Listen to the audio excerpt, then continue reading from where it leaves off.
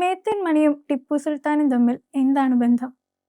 തിരുവനന്തപുരത്ത് പത്മനാഭസ്വാമി ക്ഷേത്രത്തിന് മുൻഭാഗത്തുള്ള കരുവേലപ്പുര മാളികയിൽ സ്ഥാപിച്ചിട്ടുള്ള നാഴികമണിയാണ് മേത്തൻ മണി. മണിയുടെ മുകൾ ഭാഗത്ത് ഒരു താടിക്കാരൻ്റെയും ഇരുവശങ്ങളിലുമായി 2 ആടുകളുടെയും രൂപങ്ങൾ ഘടിപ്പിച്ചിട്ടുണ്ട്. ഓരോ മണിക്കൂറിലും ആടുകൾ രണ്ടും താടിക്കാരനെ ഇടിക്കുന്നത് പോലെയാണ് ഇതിൻ്റെ പ്രവർത്തനം. സംഘപരിവാർ വാദങ്ങൾ പ്രകാരം മേത്തൻ മണി പൂർണ്ണമായും ടിപ്പു സുൽത്താനുമായി ബന്ധപ്പെട്ടിരിക്കുന്നു. തിരുവിതാംകൂറും പത്മനാഭസ്വാമി ക്ഷേത്രവും കൊള്ളയടിക്കാൻ വന്ന ടിപ്പുവിനെ സൈന്യം തുരത്തി ഓടിച്ചതിൻ്റെ പ്രതീകമാണ് മേത്തൻ മണി എന്നും, അതല്ല നെടുങ്കോട്ട യുദ്ധത്തിൽ ടിപ്പുവിനെ തിരുവിതാംകൂർ സൈന്യം പരാജയപ്പെടുത്തിയതിൻ്റെ പ്രതീകമാണ് എന്നുമൊക്കെ നിരവധി പ്രചാരണങ്ങൾ നിലവിലുണ്ട്. ഈ കഥകളുടെ സത്യാവസ്ഥകൾ നമുക്കൊന്ന് പരിശോധിക്കാം. എൻ്റെ കുതിരയെ പത്മനാഭന്റെ കൊടിമരത്തിൽ കെട്ടുമെന്ന് പ്രഖ്യാപിച്ചുകൊണ്ട് തിരുവിതാംകൂർ ആക്രമിച്ച ടിപ്പുവിൻ്റെ പിൻഗാമികൾ കാണാൻ വേണ്ടിയാണ് ഈ ഘടികാരം രാജാവ് പത്മനാഭസ്വാമി ക്ഷേത്രത്തിന് അടുത്ത് സ്ഥാപിച്ചതെന്നാണ് ഒരു കഥ. എന്നാൽ ടിപ്പു സുൽത്താൻ തൻ്റെ പടയോട്ടക്കാലത്ത് അയച്ച ഔദ്യോഗിക കത്തുകളിലോ മൈസൂർ ഭരണകൂടത്തിൻ്റെ രേഖകളിലോ സമകാലിക ചരിത്രകാരന്മാരുടെ വിവരണങ്ങളിലോ ഇങ്ങനെയൊരു പ്രസ്താവന നടത്തിയതായി യാതൊരു തെളിവുമില്ല. മാത്രമല്ല, ഒരിക്കൽ പോലും ആലുവയ്ക്ക് അപ്പുറത്തേക്ക് ടിപ്പു സുൽത്താൻ പടയോട്ടം നടത്തിയിട്ടുമില്ല. നെടുങ്കോട്ട യുദ്ധത്തിൽ വിജയിച്ച ടിപ്പു സുൽത്താൻ പറവൂർ, കൊടുങ്ങല്ലൂർ, പള്ളിപ്പുറം, മാഞ്ഞാലി കോട്ടകൾ കീഴടക്കിയ ശേഷം സൈന്യത്തോടൊപ്പം ഇന്നത്തെ എറണാകുളം വരാപ്പുഴയിൽ തമ്പടിച്ചപ്പോഴാണ് ബ്രിട്ടീഷുകാർ നൈസ മറാത്ത സഖ്യത്തോടെ ടിപ്പുവിനെതിരെ 3ാം ആംഗ്ലോ മൈസൂർ യുദ്ധം പ്രഖ്യാപിച്ചത്. അതിനാൽ ടിപ്പു സുൽത്താൻ കേരളത്തിൽ നിന്നും മൈസൂറിലേക്ക് മടങ്ങിപ്പോയിരുന്നു.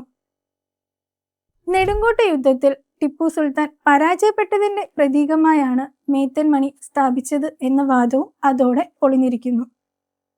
പത്മനാഭസ്വാമി ക്ഷേത്രം കൊള്ളയടിക്കാൻ ടിപ്പു സുൽത്താൻ തീരുമാനിച്ചിരുന്നുവോ? ചരിത്രം പരിശോധിക്കുകയാണെങ്കിൽ ടിപ്പുവിൻ്റെ ശത്രുക്കൾ ബ്രിട്ടീഷുകാരായിരുന്നു എന്ന് മനസ്സിലാക്കാം. ബ്രിട്ടീഷുകാരുമായുള്ള തിരുവിതാംകൂറിൻ്റെ ചെങ്ങാത്തമാണ് ടിപ്പു സുൽത്താന് അവരോടുണ്ടായിരുന്ന അനിഷ്ടത്തിന് പ്രധാനമായും കാരണം. സംഘപരിവാർ പ്രചരിപ്പിക്കുന്നത് പോലെ ക്ഷേത്രങ്ങളോ ഹൈന്ദവരോ ടിപ്പുവിൻ്റെ ലക്ഷ്യമായിരുന്നില്ല. നെടുങ്കോട്ട യുദ്ധം ഒഴിവാക്കുന്നതിനായി ധർമ്മരാജാവിനും മദ്രാസ് ഗവർണർ ജോൺ ഹോളണ്ടിനും 7 തവണ ടിപ്പു സുൽത്താൻ കത്തുകൾ എഴുതിയതായി കാണാം. മറ്റൊരു വസ്തുത, ആ കാലത്ത് പത്മനാഭസ്വാമി ക്ഷേത്രം സാമ്പത്തികമായോ രൂപഘടനയിലോ ഇന്നത്തെ നിലയിൽ ആയിരുന്നില്ല. മാത്രമല്ല, ബ്രിട്ടീഷുകാർക്ക് സബ്സിഡിയും ബ്രിട്ടീഷ് പട്ടാളത്തിന് ചിലവും നൽകിയതോടൊപ്പം ഉൽപ്പാദിപ്പിച്ചിരുന്ന കുരുമുളകിൻ്റെ സിംഹഭാഗവും വിപണി വിലയേക്കാൾ വളരെ കുറഞ്ഞ നിരക്കിൽ ബ്രിട്ടീഷ് ഈസ്റ്റ് ഇന്ത്യ കമ്പനിക്ക് വിൽക്കുകയും ചെയ്തിരുന്നു. അതോടെ തിരുവിതാംകൂറിൻ്റെ ഖജനാവും കടുത്ത സാമ്പത്തിക പ്രതിസന്ധിയിലായി. അതായത് സമ്പദ് വ്യവസ്ഥ കണ്ട് അസൂയപ്പെടാൻ മാത്രം മെച്ചപ്പെട്ട അവസ്ഥയിലായിരുന്നില്ല അന്നത്തെ തിരുവിതാംകൂർ. മേത്തൻ മണി നിർമ്മിച്ചത് ആരാണെന്നതിനെ കുറിച്ചും തർക്കങ്ങളുണ്ട്. സ്വാതി തിരുനാളിൻ്റെ ഭരണകാലത്ത് തിരുവിതാംകൂർ വാന നിരീക്ഷണ കേന്ദ്രത്തിൻ്റെ ഡയറക്ടറായ ജോൺ കാൽഡിക്കോട്ട് മദ്രാസിലെ ചിന്നപട്ടണത്തു നിന്ന് വാങ്ങി സ്ഥാപിച്ചതാണ് ഈ ഘടികാരം എന്നതാണ് അതിൽ പ്രധാനമായ ഒന്ന്. മതിലകം രേഖകൾ പ്രകാരം കൊട്ടാരത്തിൽ ആദ്യമായി ഒരു നാഴികമണി സ്ഥാപിക്കുന്നത് മാർത്താണ്ഡവർമ്മ മഹാരാജാവാണ്. പിന്നീട് കൊല്ലവർഷം 946, അതായത് 1770 ധർമ്മരാജാവിൻ്റെ കാലത്താണ് മേത്തൻ്റെ തലയും 2 ആടുകളുമുള്ള രൂപം നാഴികമണിയിൽ കൂട്ടിച്ചേർക്കുന്നത്. ഇത് തദ്ദേശീയരായ ശില്പികൾ കൊട്ടാരത്തിലെ മണിമാളികൾ തന്നെയാണ് നിർമ്മിച്ചത്. അതായത് നെടുങ്കോട്ട യുദ്ധത്തിനും വർഷങ്ങൾക്ക് മുമ്പ്.